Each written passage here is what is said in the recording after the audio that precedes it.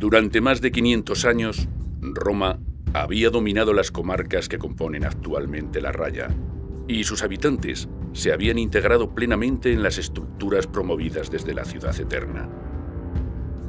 A la altura del año 400, esta zona era una periferia del imperio, pero estaba dentro de las redes económicas y políticas imperiales. Es posible que algunos lugares funcionasen como ciudades, un término que designaba sobre todo a una comunidad política, aunque físicamente solo se distinguieran por la presencia de unos pocos monumentos, como ciertos templos. Sitios como Irueña, un antiguo asentamiento prerromano, Póvoa de Mileu, en Guarda, Torre das Águias o quizá Ciudad Rodrigo pudieron haber funcionado como ciudades, aunque posiblemente a comienzos del siglo V ya no había una vida urbana o estuvieran abandonados.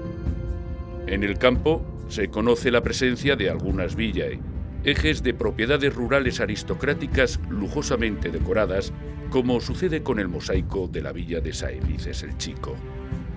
Durante la primera mitad del siglo V, este mundo se vino abajo. La llegada de pueblos bárbaros alteró los equilibrios dentro del Imperio Romano Occidental, desencadenando una serie de transformaciones que culminaron con la desaparición del gobierno central imperial.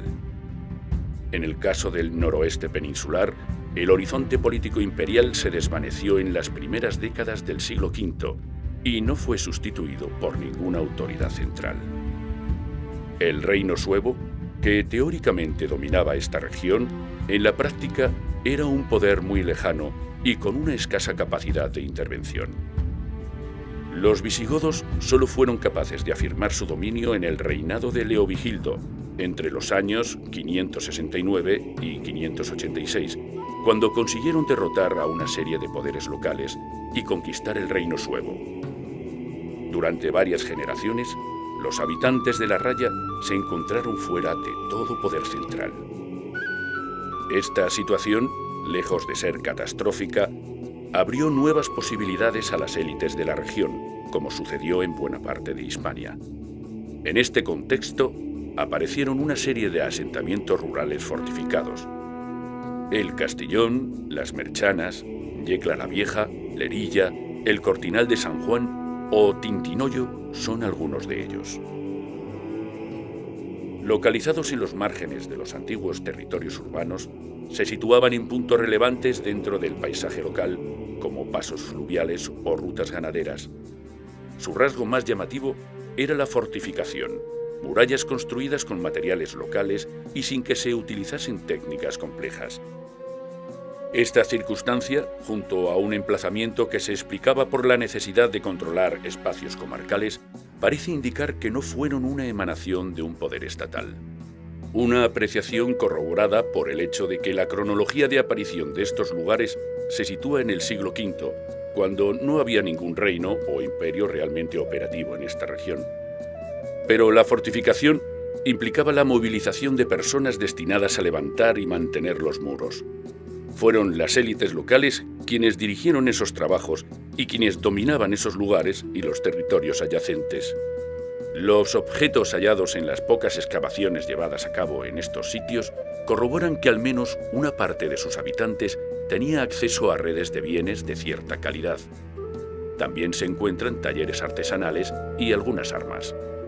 Sin embargo, esas armas no parecen de carácter guerrero, sino destinadas a la caza, y la mayoría de la cerámica tenía como función la cocina.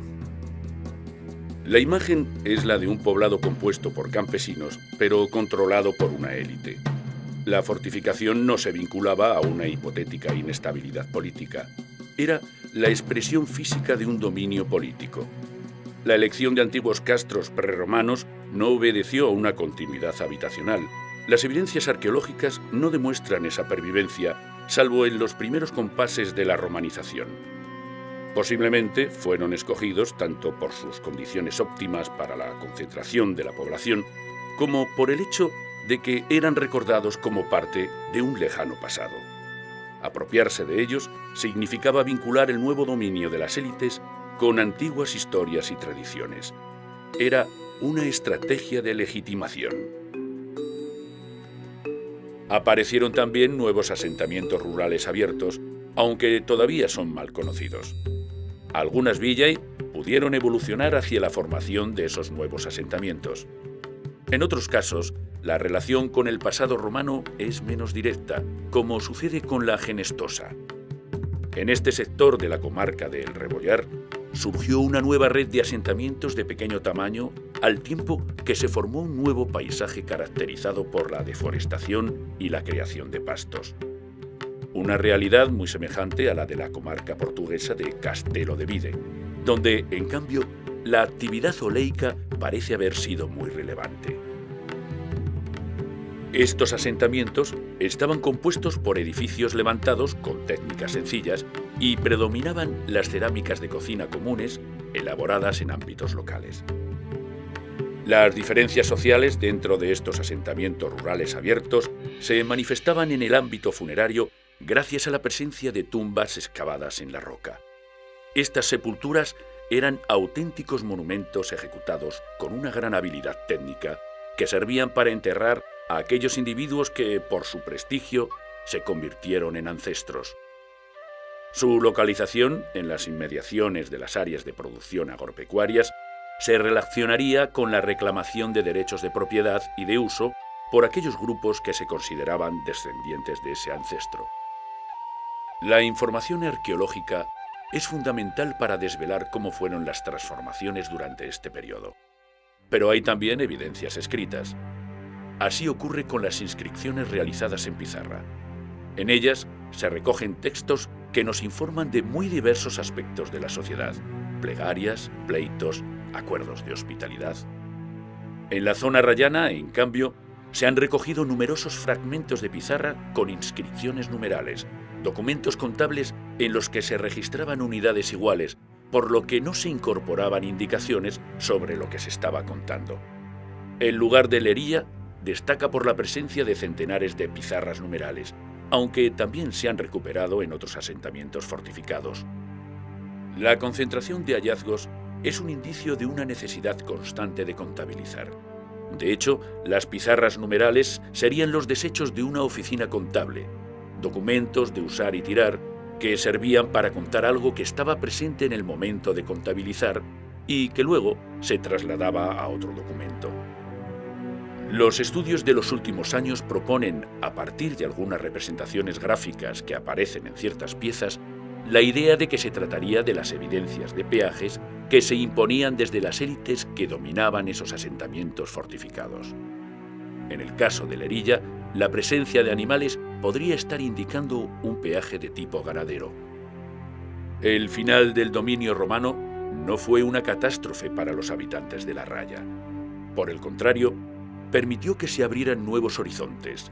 Surgieron nuevos poderes que fueron sometidos por los visigodos y nuevos paisajes destinados, en cambio, a tener una mayor perduración. Los habitantes, tanto élites como campesinos, fueron protagonistas de las dinámicas que se implementaron a partir de esos momentos. La ausencia de una autoridad estatal fue el rasgo más destacado, aunque no necesariamente fue algo negativo. La reconstrucción de una sociedad compleja sin Estado, como sucedió en la Raya en los siglos V y VI, es difícil, porque esa ausencia afecta a la información de la que disponemos, creándose la falsa imagen de una edad oscura.